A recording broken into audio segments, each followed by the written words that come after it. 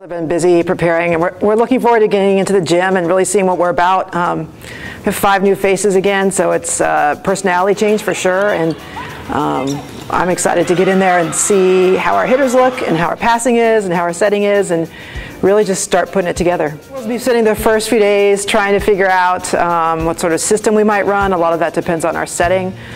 We feel we have extremely strong pin hitters. We're a little depleted in the middle position right now due to some injuries, so it'll be interesting to see what our best fit for a system will be, and we'll go forward from there. We're looking forward to bringing out some leadership and some competition in this group, and seeing who steps up.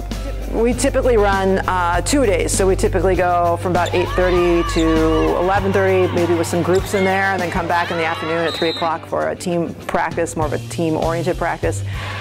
There's a lot of ice baths, there's some meetings at night to talk different tactics and strategies, and sometimes just some team bonding stuff. My summer was great. I went to first session of summer school here, and then I traveled a lot, and I also played a lot of volleyball and worked out.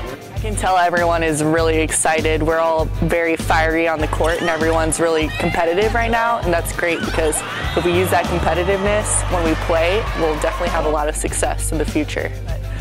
Obviously, we have a goal of winning the conference, so in order to do that, we all need to really come together and realize our roles on the team, because everyone has a different role. So if we really put that into play and we keep on being competitive and have that will to win, then we should be really successful this season.